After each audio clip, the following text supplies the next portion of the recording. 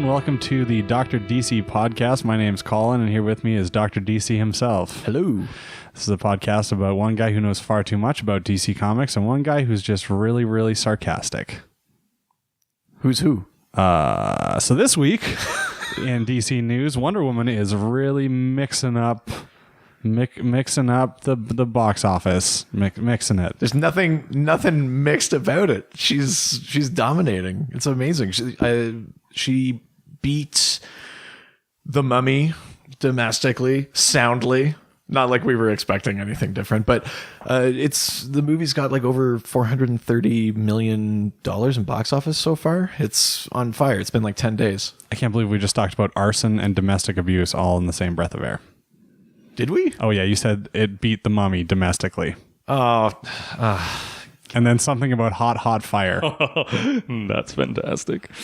Yeah. That was an unfortunate double entendre that I did not intend. Yes, but yeah, no, Wonder Woman's amazing. I can't say enough about it. It finally got right the things that DC movies were not getting right up until this point.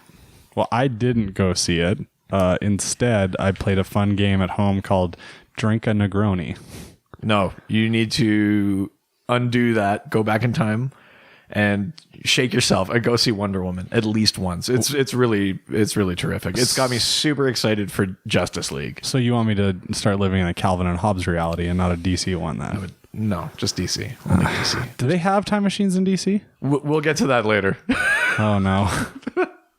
That's like an episode and a half's worth of material. Let's get on to Tom Holland Batman. Oh, right. So Tom Holland said in an interview that he would love to, at some point, play the Dark Knight. He would like to be Batman, which is, on first glance, that's kind of a funny sort of thought, because he's so perfectly cast as Peter Parker, as like a teenage Spider-Man, right? Like, that's the thing I'm so excited about for that particular movie, is that they finally got the casting right. It's not like a 30-year-old pretending to be in high school. But that being said, I don't know. Maybe there is room for him to play a version of Batman. Maybe not Bruce Wayne, because we're seeing the opposite sort of take with an older Batman right now, Ben Affleck. But maybe, if they ever did the like long fan desired Batman Beyond movie where it's set in the future, maybe Tom Holland could be Terry McGinnis. He could be the younger new Batman with the old man Wayne sitting in the cave.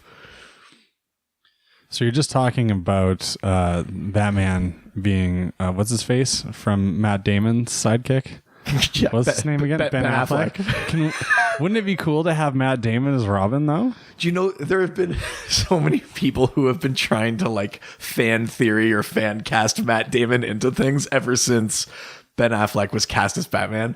And yeah, I mean, like, there's ridiculous ones where it's like, put him in the Robin suit. Like, it's so weird though too, because really, Ben Affleck has up to this point been Matt Damon's sidekick, I think, as the writers, right? No, am I wrong? I mean, I'm sure he would strenuously deny that. Well, yeah, egomaniacs would naturally defend themselves. Wow, we're really learning how you feel about Ben Affleck, huh? He's a very handsome man. I don't know who Matt Damon would/could play, but I think it would be more interesting if he was cast as like a Batman villain and they had to go like up against each other in a film. I think that would be interesting. Is the commissioner a villain at any point? The commissioner of the police is not a villain at any point. He's never a corrupt cop? No, Commissioner Gordon's not. In the comics, Commissioner Gordon became Batman for a little bit. What a waste of a perfectly good opportunity for creating evil out of a quote-unquote good character. Yeah, but I mean, like, lots of characters get corrupted. But I think if we want to talk about someone that Matt Damon could play, and I don't want to, like, dive too deep into it, we can, like, explore who the character is at another time. But Tommy Elliott, a.k.a. Hush, he's like a childhood friend of Bruce Wayne's. He's like a surgeon. He kind of goes insane and makes himself look like Bruce Wayne and basically like comes after everything he loves. It's kind of, yeah, it's like a super dark, Like Hush and Heart of Hush were these storylines through the 2000s that are particularly gruesome, but that might be kind of interesting. I wouldn't mind seeing that. I feel like Hush might have been a few decades late, though, for coming after everything Bruce Wayne loves. Oh no, there's always something more to take away from Batman. Okay, good. Let's talk about Ambush Bug. We got a question on Facebook from Tracy that says, whatever happened to him, this Ambush Bug? Is it Mister? Is it Doctor? Is it It's Professor? Just Ambush Bug? Just Ambush Bug. Yeah, I mean, this is an incredible sort of first listener question to receive because Ambush Bug is just the craziest, most obscure DC Comics character to pick. I'll give you a little bit of backstory on him first, and then we can address whatever happened to him. So, Ambush Bug is a character who's created strictly as parody, basically. Like, he's not meant to be taken seriously. So in his backstory, the planet Schwab is about to explode, and this scientist, Mon-El, puts his favorite outfit in a spaceship and sends it to Earth to save it from the planetary explosion. And as the spaceship is hurtling towards Earth, a like radioactive space spider gets at it, and weird things happen. And it basically imbues the suit with some powers. And when the suit lands on Earth, this guy named Erwin Schwab finds it, and he puts on the Ambush Bug suit, and he starts using it to commit crimes. It allows him to teleport, and it gives him strength and stamina and those kind of standard sort of hero villain superpowers. And then he gets... he's clearly a pastiche of Superman's origin story about the planet exploding and like a refugee from a dying world. But then he meets Superman and is so inspired by him that he decides he wants to be a hero. So he turns over a new leaf, and but he's this like weird, annoying, just comedy character. And his big thing is that he knows he's in a comic book. He has like a meta awareness of his own existence. He frequently addresses readers or like reaches out of a panel. So Ambush Bug stories are always kind of out there because of the fact that he's part parody and part like meta text. Just for the record, his arch nemesis is a sentient Argyle sock in a Doctor Doom mask called Arg-Isle. So the Isle of Arg. Yeah. ARGH exclamation point YLE exclamation point Argyle.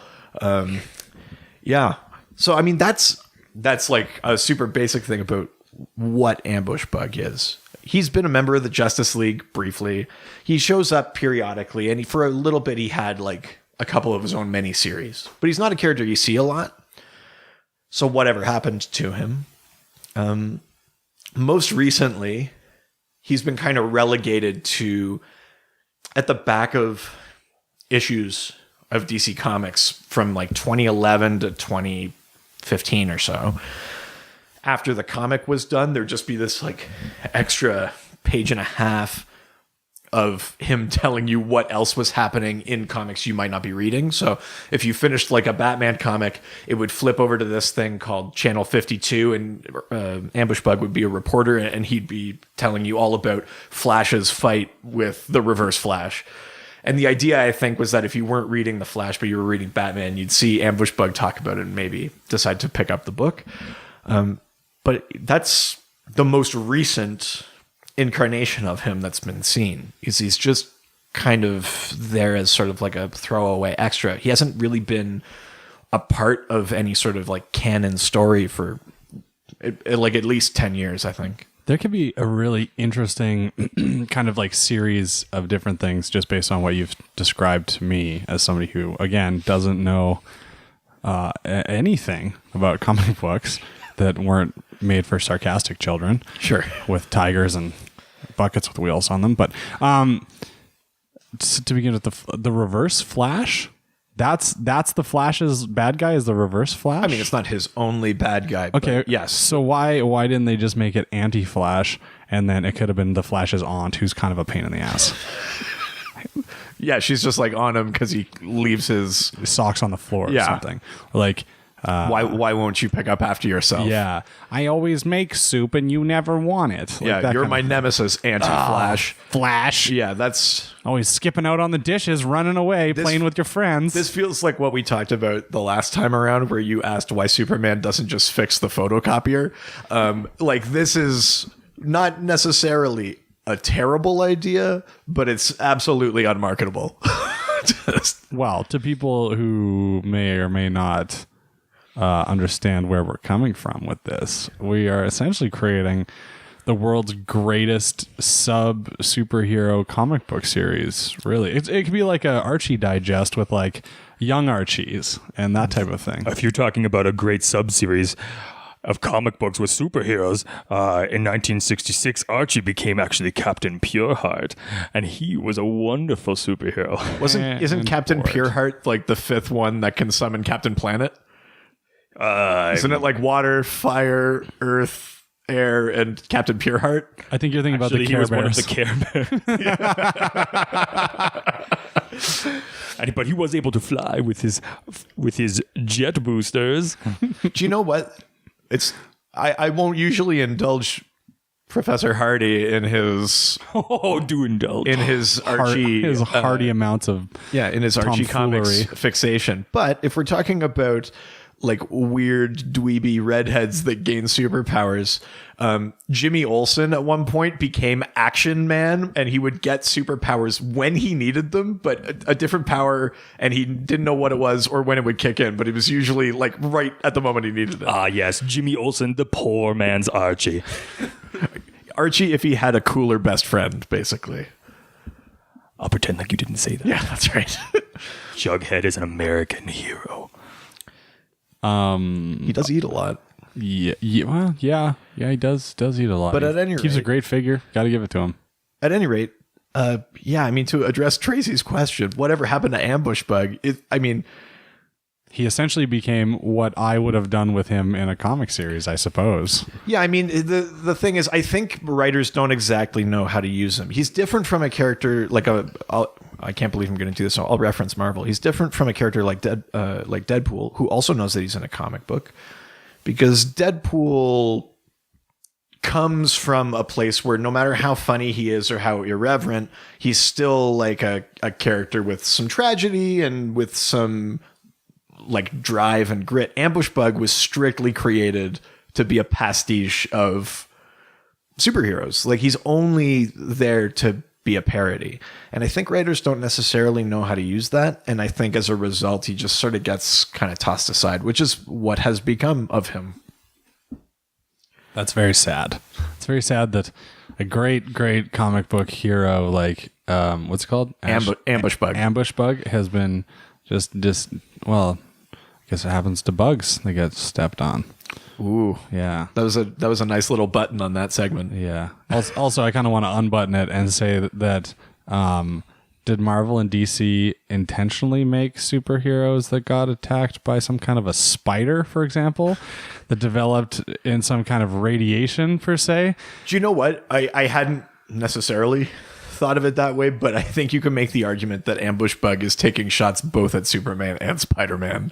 Way to go, Ambush Bug. You're my favorite. They both deserve to be brought down, a few pigs. Yeah.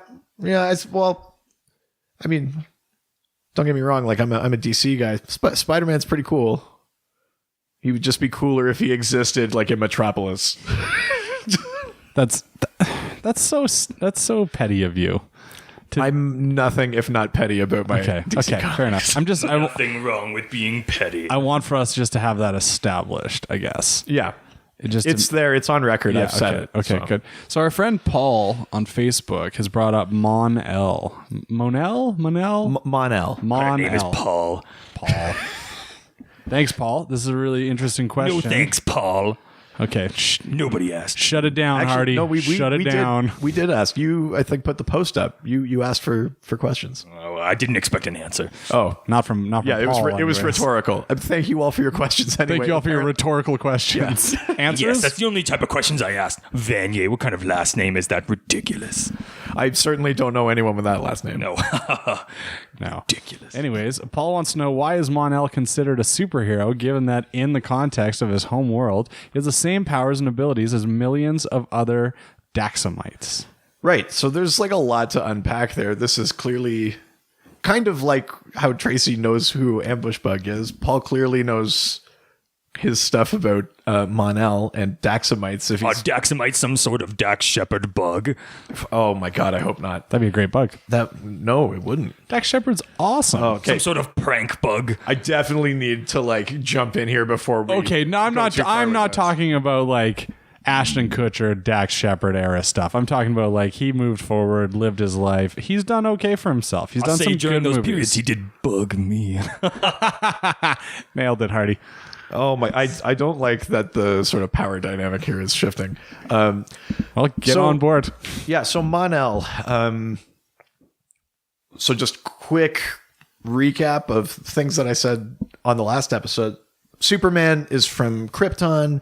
He gets his superpowers when he's on Earth because we have a yellow sun. Krypton had a red sun, and their Kryptonians have no powers. But because Superman came to Earth and he can absorb yellow sun radiation, he gets his wide array of powers that make him Superman. So Daxam is another planet elsewhere in the universe, and it was colonized like way, way, way back by Kryptonians, who then interbred with the native species of Daxam. So when Daxamites are exposed to a yellow sun, they too get all of the Kryptonian powers. A huge difference between them, though. Daxamites are not vulnerable to kryptonite.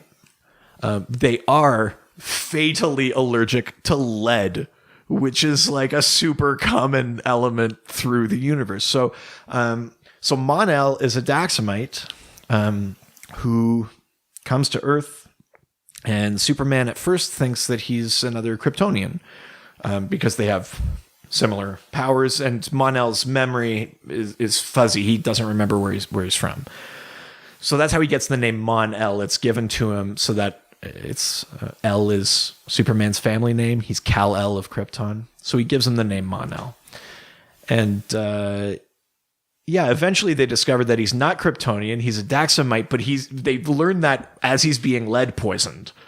And so Superman puts him in the Phantom Zone, which is this extra dimensional prison, which you would have seen in 2013's Man of Steel. And then 1,000 years later, the Legion of Superheroes finally has a cure for lead poisoning, and they rescue Mon-El from the Phantom Zone, and he becomes a member of this galactic superhero team. So the Justice League is on Earth, and then in the 30th century, there's the Legion of Superheroes that represent all sorts of planets. And Mon-El is most famous as a member of that team. What year does Mon-El appear in the comic books?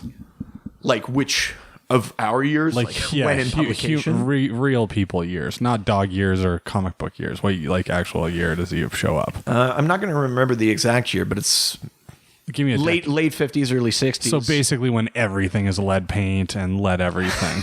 Yeah, lead is a significant problem. He's not being on purpose poisoned by lead. He's just walking around living his life touching shit. Oh yeah, and I mean it's even written into the story of like Daxamites that even a tiny bit of lead will basically totally ruin them.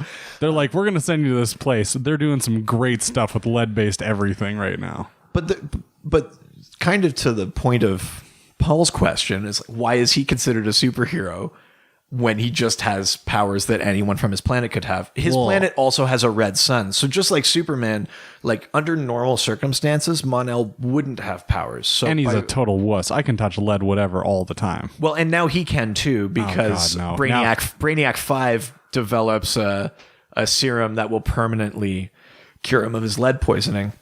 There's some interesting stories where there's a bit of like political tension about whether or not to administer that serum to the rest of the inhabitants of Daxam because of how dangerous they could be under the radiation of a yellow sun. You'd basically have a planet full of supermen. It doesn't sound like a bad thing to me. It came in handy once when the Dominators were invading Earth in the 80s.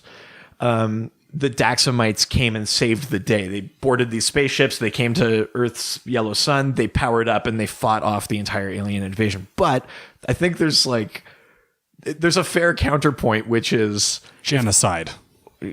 Right. Oh, geez, you're always right on genocide there. I'm just saying. How do you always have that? There's a whole planet of them. Well, but I mean, I think that is legitimately the concern, is that there's a whole planet of them. They're not all going to be great. Like maybe like 1% of them will be amazing. They're not like a morally pure planet. They're just like a planet of people. So there have been some like ethical questions about whether or not anyone other than Mon-El should have this serum. But yeah, so he's considered a superhero because he has these powers that most Daxamites don't get the opportunity to. They don't leave their planet very often because guess what is elsewhere in the universe? Lead everywhere. So, Paul, to answer your question, the only reason that Mon-El is a superhero is because he got injected with some baloney serum that takes care of his lead poisoning problems. I also just want to point out that like 1,000 years pass between him getting lead poisoning and being put in the Phantom Zone and the Legion of Superheroes rescuing him. 1,000 years. How did he not go insane? Well, there's that, but also there's like a united planets, like the entire galaxy has changed. There's like a new governmental structure. There's like so much progress has been made, but it took up until that point for them to cure lead poisoning. I just want to bring that up because that feels like a big gap in like the scientific progress. Well, let's touch on him as like a curmudgeony old man after 1,000 years in a world that's changed. Like how many incredible changes have taken place since the time that he was phantom zoned? Yeah. Essentially, which is worse than friend zoned, from what I've heard from people who like comic books. It's significantly worse. But how does he reincorporate himself into society after all these years? Like decades and decades and generations have gone by. Your Negroes are everywhere. Oh my God, Hardy! I really hope we can fix that in post. Oh my God, Hardy! Why do you keep letting your women walk around? Oh my like God, Hardy! to men? Stop it! Out of context, both of those outbursts are horrifying, but I do take your point. But like the idea is, I think, is in there. You're right. Like a lot will have changed for poor Mon-El. One interesting thing about the Phantom Zone that might help answer this / avoid other horrifying like outbursts is the idea that when you're in the Phantom Zone, you can't really interact with the physical world, but you're just in like a pocket dimension. You're still like aware of it. There are lots of cases of people in the Phantom Zone seeing things going on in the real world. So it's not entirely unreasonable to imagine that in this pocket dimension, sort of outside normal space-time, that Mon-El is able to sort of keep up with the changes a little bit. He's probably like tearing his hair out that they've been like postponing this like lead serum for as long as they have. But I do think it's not crazy to think that he's not going to be as much of a fish out of water as like Austin Powers or like anything like that. So another question then about this is he's in the Phantom Zone, okay, and he's just hanging out there. Can he see outside of the Phantom Zone, or is he just in the darkness? No, you can't really say definitively because different writers have different takes on it, but there is like canonical evidence of people in the Phantom Zone quasi interacting or showing an awareness of the outside, like actual world. So it's like in movies when we see the character who's in prison and that's like they can see the main level of like a street and the bars are there kind of thing. I mean, essentially, yeah. Okay, They can't go out and like buy an ice cream, but they No. can see that people are out buying ice cream. So when they get out, they're not going to say like, "What is this cold treat you're all having?" Yeah, like yeah. they'll know Because little kids have been annoyingly walking by like, well, you can't eat ice cream. He's Yeah, like, it's I a will little kill weird. you It's a when I little get out weird of that there's here like a school over across ice the road cream. from this prison, and that the ice cream truck is constantly there. Like it seems like they're it's trouble brewing. Yeah. The ice cream man, he knows what's up. And then also, he's going to get these kids killed in the future. Well, and when you get let out of prison, they give you like $10 and your clothes back. So the first thing you do, ice cream. Yeah. Yeah, totally. Then killing kids. Then kill the kids. I mean, they're right there. Yeah. I killed some on the way here. They were all lined up. We're on episode 2, and Colin's like horrifying, kind of dark tendencies are already Yes. rubbing off. Come to the dark side. Carl. But I hope that that answers that question. I mean, Mon-El, more like Largand. Largand. Oh, someone's been doing their reading. That's amazing. So remember how I said that Mon-El was a name given to him? Superman gives him that name. The L is Superman's family name. Mon, he gives him because Mon-El crash lands on Earth on a Monday. So he's Mon-El. But his real name, his Daxamite name, is Largand. That's Largand. good. That's good producing. Largand what? I'm only doing my job. I am a consummate professional after all. I've got to say you're really impressing me at how you're just pushing down your instinct to hate DC Comics. No, and I still hate with a fiery passion, but I must do my job. It is a constant battle I must deal with. I do admire that a little bit. Just so Don't you know. admire me, you fool. All right, I won't admire you. And we're back. Yeah, so that's another little fun fact about about Mon-El, is that he does have a different name, and it's Largand. Yes. Now let's hear from these other dummies. All right, listeners at home, I don't think you're dummies. No, you're much dumber than that. So we're going to Reddit. Our friend Ronald Foos. Foos. Who's got the foos? He's got the Foos. Baby. We've got the Foos. Everybody's doing the Foos. Am I the only one thinking of foosball? Nope. Okay. Nope. It's Reddit, so there's trillions of people that use it. Read shit. You can't be all alone. Fair enough. Ronald Foos says, I'm someone who has read almost no comics but loves Batman and Justice League, trying to get into reading some really daunting. Are there any good standalone stories that will give me a good representation of some of the lesser known Justice League members? Same for other members of the Bat family like Nightwing, Batgirl, and Batwoman. What do you got here for the Fooster? Right. Yeah. The Foos man. Ronnie Foos. Ronnie Foos. Ronnie Foos. Yeah. So Sounds like a good American kid. You know what I mean? Am I alone on this one? Like, Ronnie Foos. Ronnie Foos. Oh, I kind of Think picture. he's like the Archie of Reddit. I feel like you like, hey Ronnie, we want to go have a catch out in the yard. Ronnie Foos. Let's go play some foosball. Nope. Okay, This is it's your definitely turn, Doc. much more pertinent than whatever answer I could give. Yeah. So I mean, the whole reason that we are doing this podcast, well, at least the whole reason that I'm doing this podcast, is because I understand how overwhelming it can be to try and jump into these like long established mythologies. Like Coronation Street. Yeah, it's like a soap opera. It's like following a soap opera. If you haven't been there from day one, it's really, really hard to figure out what the relationships between characters are and what people are after and why they're there. And yeah, jumping in can be daunting, as Ronnie Foos has mentioned. Foos! Ronnie Foos! So I'm going to do my best to try and help out and answer this question. So what you're looking for is difficult to find nowadays. Just sort of standalone story for which you don't need a ton of like backstory or prior knowledge.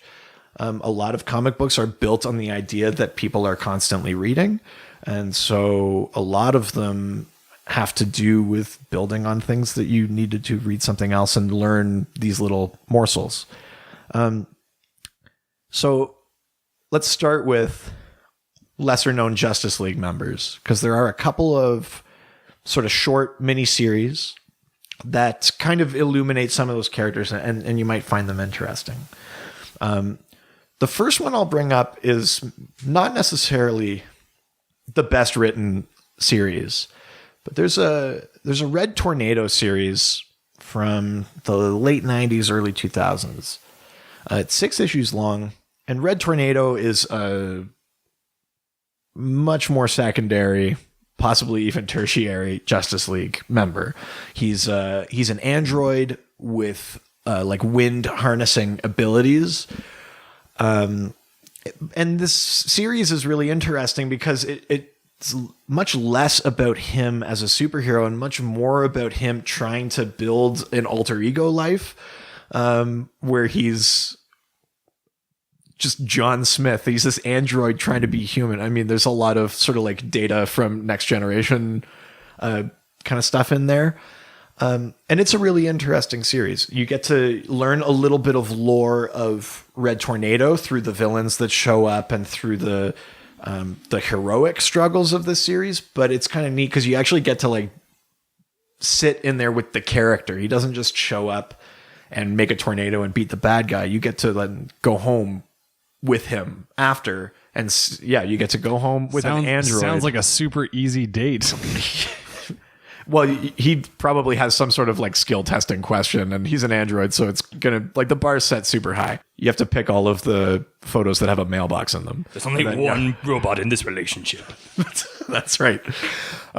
So I find that one really interesting on that sort of basis. Other great series that you don't need a ton of prior knowledge for. If you read Green Arrow, The Longbow Hunters, it's 3 issues long. It's a really iconic Green Arrow comic. It has a little bit of a controversial past because Black Canary is subjected to some pretty horrible things in it. But it's a really like iconic story that deals with Green Arrow and Black Canary's relationship. It deals with the nature of heroism. It deals with the ethics of killing. It's like a really sort of in-depth look at all of those things. And the artwork is beautiful. It's like a really fantastic bit of graphic art. So I would suggest that as well. Bat Family Stories. I would definitely suggest that you read the New 52 run of Batwoman. Batwoman, for those who don't know, is Kate Kane. She's the cousin of Bruce Wayne.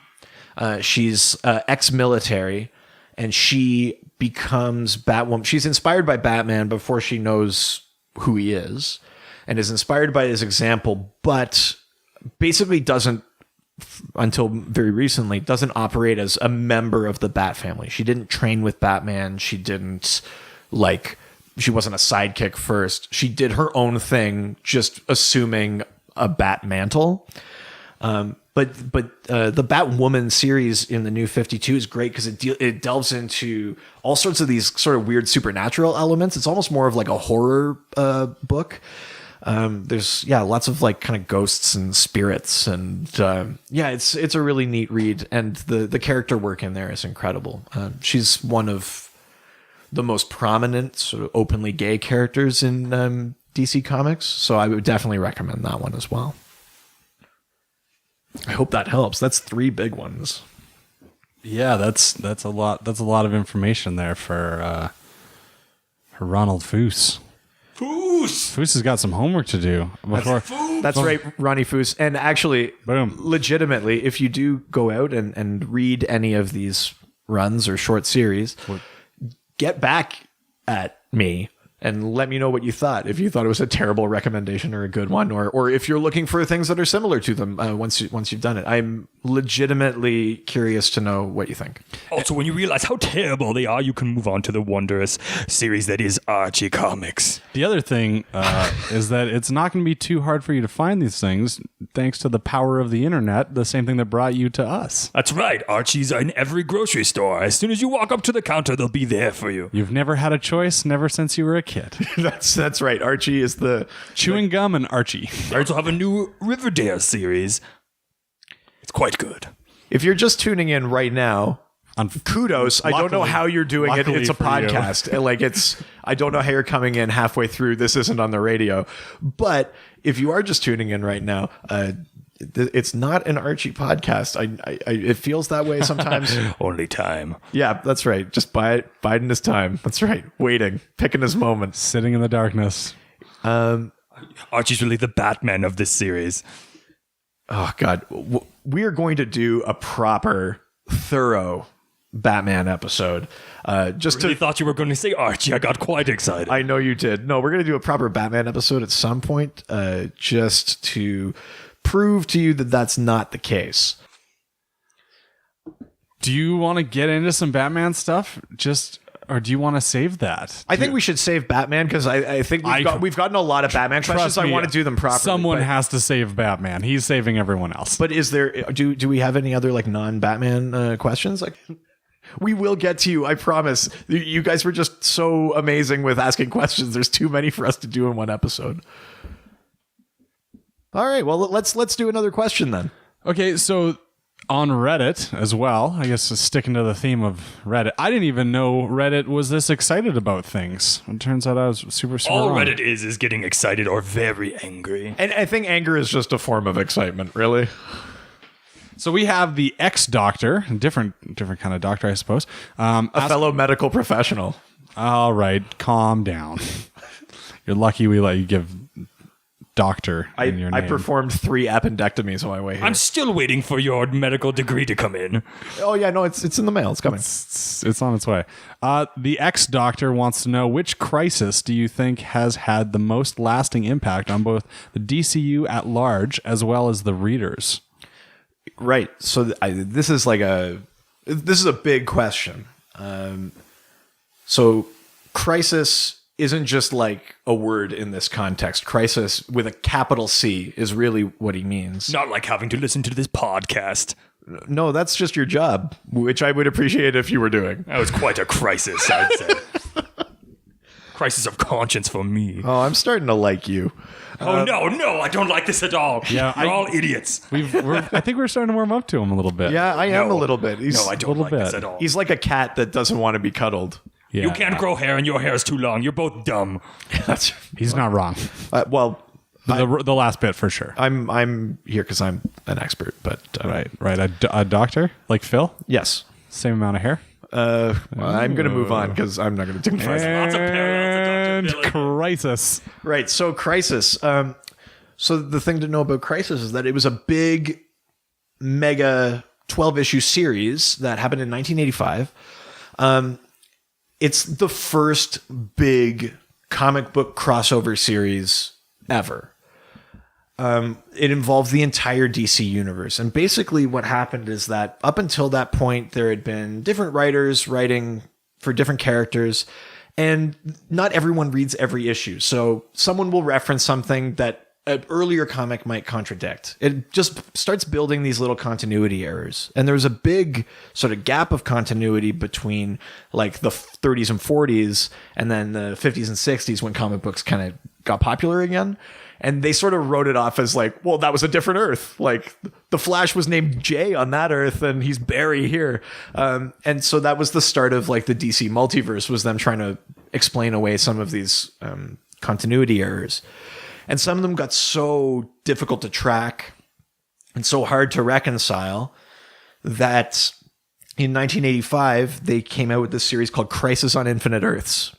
And this villain called the Anti-Monitor from the antimatter universe destroyed all but 5 of the infinite universes in the multiverse. He wiped out everything. And heroes from 5 different Earths were merged together, and they defeated him ultimately. But the result was that there was only one Earth left with one history, one reality, and it sort of realigned everything. So heroes that had been on multiple Earths became different generations of heroes. So those, like the original Flash, Jay Garrick, was like a wartime hero, and then Barry Allen came along later. So they kind of slotted them into history differently to sort of reconcile those things. 20 years later, they did a series called Infinite Crisis, where a couple of the surviving characters from those lost Earths. A Superman from Earth 2, Superboy Prime, who is from a totally different Earth, and Alexander Luthor of Earth 3, who was a hero in the original Crisis. They all decide that the world has gotten too dark and that maybe they saved the wrong Earth. So they break through this like multiversal barrier and they find the Anti-Monitor's corpse and like rebirth the multiverse. A bunch of new Earths come, 52 Earths are born. Then there's one called Final Crisis where Darkseid tries to take over the multiverse and they pull everything into like Final Crisis is so difficult to get into that I won't, because even I don't fully know what happened in Final Crisis. Some expert. Yeah, right? Yeah, taking your doctor away. But yeah, so Final Crisis was another one. Then the Flash went back in time and saved his mom, and it shattered reality. And when he came back to fix it, it created the New 52, which sort of realigned character histories and like removed about 10 years from their lives. And we're just now learning that it wasn't the Flash's fault, that Dr. Manhattan from Watchmen is actually the one responsible for messing with the timeline, and things are starting to seep back in. So some of those things from the New Earth era and the like pre-Infinite Crisis era are coming back in to continuity via these sort of reality warping incidents. So that is a super like brief guide through crises. So which one has the biggest impact? That's a huge question. My gut instinct is to say the first one, because it had never been done before.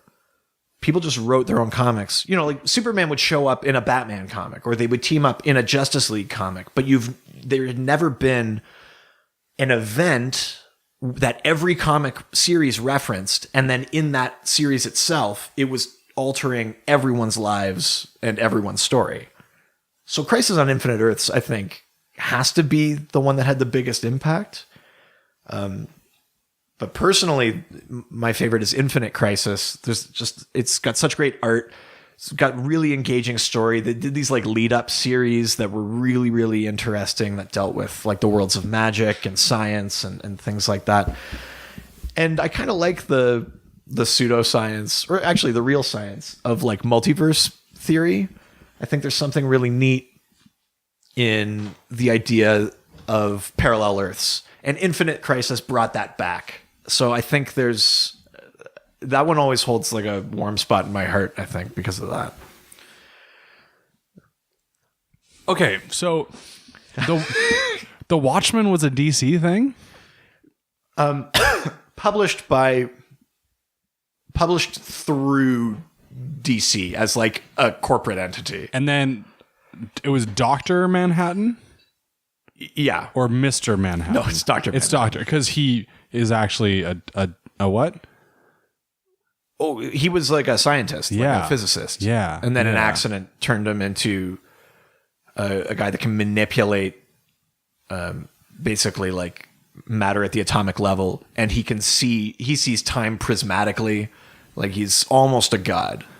He defines himself as a puppet who can see the strings. Like he can't alter destiny, but he knows what's up. Also, you should see him in New York. His drumming group is very good. Are you talking about the Blue Man Group? Yes. Yes. He's part of that, isn't he? Yeah, it's Dr. Manhattan. It's Dr. Tobias Funke. and those Smurfs. And the Blue Meanie from Yellow Submarine. Yes. Quite. I think they're in Vegas now. Quite good. Yeah, that's the Blue Man Group. I just gave away their secret identities, which is a super taboo thing for Apparently a it wasn't a secret at all, because you rattled that off like it was common Wikipedia. I assume that was common knowledge. Those fools. But yeah, so Dr. Manhattan is the most recent sort of version of tampering with reality and these sort of kind of crisis level events. I know I threw a lot out there. I'm wondering if you've got like one or two like big questions about anything I just said, because I threw out like infinite universes, the Anti-Monitor destroys them, time was rearranged, like reality gets rewritten. I guess my biggest question is because when you see a series, typically it's a group of writers that are working together with the same common goal, blah, blah, blah. You keep a same storyline. That's how you get an essentially perfect series. But how did there end up being so many different independent contractors, essentially subcontractors on these on these storylines, that they lost track of who is whom and like what people's names even are? You mean like why were there continuity issues in the first place? Exactly. Why is this such a tough thing to keep straight? Like never once is Bruce Wayne Truce Train. You know what I mean? Like at no point do they muck it up just a little bit. I mean, yeah. I mean, they didn't do Crisis on Infinite Earths to get rid of Drew Strain. I guess Cat Kane is like, how did you know they were cousins? Well, their last name sounded pretty similar. Do you know what? It's actually much easier for those slip-ups to happen than you might think. Just if we just do the math, let's think of like the main heroes that have their own books. Superman, Batman, Wonder Woman, Flash, Green Lantern, Aquaman, Green Arrow. Even if we just say those 7, I mean, there's way more than that, but even if we just said those 7 had their own books, they had their own books for, say, 20, 30 years. The same writer wasn't on that for 30 years. They change writers far more frequently than that. Are they not handing off notes to the next guy though, or are they just being dicks about it, being like, I'm out of here? They're handing off notes, but are they reading like 25 years worth of back issues? Probably not. They're getting the broad strokes. The broad strokes don't really get messed up, but there's a combination of missing little details. How does the Flash's name change? He's a different character. They didn't just like mess up his name. He's a different character. But in that case, the Flash was around in the 40s, and then superhero comics kind of lost popularity. Yeah, because of the war. Actually, no, it was after the war. They lost popularity. We got comic books because of a war. Yeah, I mean, he was part of Jay Garrick, the original Flash, was part of the All-Star Squadron, which was a superhero team that basically like punched Hitler. That was kind of what they did. They just punched Hitler. That was their whole gig.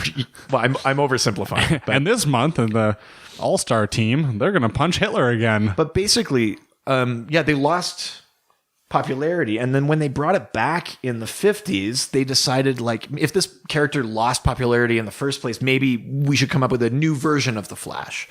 And so they made him a police scientist, Barry Allen, and he's the guy we talked about last week who hit by lightning and doused with chemicals and becomes the fastest man alive. Green Lantern went from being a guy with a magic ring to being basically like a space cop. He's one of many Green Lanterns. That was a change they made in that story when they rebooted it. See, the understanding that I got about Green Lantern was that it's a planet, and then there's a bunch of Green Lanterns. So I know what you're talking about. Last week I brought up Mogo. Yeah. He's a sentient planet. He is a member of the Green Lantern Corps. So he is also a space cop. Hal Jordan is a Green Lantern. Mogo is a Green Lantern. Kilowog is a Green Lantern. These are all just different, like basically beat cops of this universal police force. The Green Lantern Squadron down on 44th and Delta. Yeah. The precinct, the Green Lantern precinct. They have sector houses, like they really are cops. But that was a change that must was be made. A really big house for that sentient planet. He's doing okay for himself. I think he's his own house. He's the sector house. He's the chief. Yeah. Actually, right now he's the base of operations for the whole Corps. But at any rate, that was a change that was made between those eras, and then a writer got a great idea. Like, what if the new Green Lantern meets the old Green Lantern? Actually, the original idea was if the new Flash met the old Flash. And so they came up with this idea that they were parallel worlds. Okay. So that's how that one happened. But really, it's quite simple for like that number of different books and those numbers of characters and the number of writers and creative teams that were coming in. And in those days, they were really just like pumping out comics. They were working them really hard. It's kind of surprising that it wasn't worse frankly. Well, I guess like the more that I think about it, it's just, you know, you get like you're talking about the Flash as a perfect example. Flash seems like a fairly important character in terms of the DC universe, not too dissimilar to Superman or Batman. Yeah. But again, to get back to the whole Bruce Wayne thing or Clark Kent thing, they never made a mess of that. You know, maybe they might have messed up There are some timelines, but they never they didn't goof on the name. There's some timelines things. They like mess with his powers a little bit. Like Superman couldn't fly originally. He could leap tall buildings in a single bound. Get ready for a really, really sad in between here. At the end, he couldn't fly either. Oh God, the flying actually didn't even start in the comics. It started in these Max Fleischer Filmation cartoons. I'm trying so hard not to acknowledge this like sad old age Superman that can't fly. He really liked horses, though, from what I've heard. Superman? Yeah, like a lot.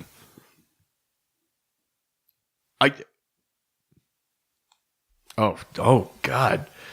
All of those hand motions you made while we silently sat and no one at home knew what was happening. It was all about death. It was wonderful. Yeah, that was really something. I know that it's sort of unorthodox to just leave big silent gaps in the middle of a podcast. If you can figure out what it was that we were talking about, please do address it on Reddit, because I don't have that. I'm going to use every ounce of my pull to keep all of that silence in. Hashtag wild horses. Oh, Jesus. But yeah, I mean, Superman had some issues in there too. Oh yeah, he had some big time issues. How did he never end up with a drug problem? How did none of these guys ever end up with drug problems? Because they were like the rock stars of their like. I don't want to delve too deep into it because we are running out of time, but I will say that in a future episode, I will fully address the most iconic drug problem comic issue in general, which happens to be a DC comic. Green Arrow's sidekick, Speedy, Roy Harper. I know it's... Does he do speed? Heroin. Well, that seems like the opposite. That's going to slow him down. Yeah. Yes. Oh, maybe not, because he ends up chasing a dragon. Oh, I like dragons. I'll tell you this: he never catches it. Does it catch? Oh, it catches him. It's a super dark comic, but it catches him. It's iconic. On the cover, Green Arrow is like looking in shock, and Roy is shooting up, and Green Arrow's like, "My ward is a junkie." That's like on the cover of the issue, and it's like one of the first times that like drug abuse was dealt with in comic books at all. That's its own kind of thing to delve into, but I just wanted to throw that out there because it does happen. It's not never addressed. Well, I don't think we need to talk about it much more. I think we just killed it.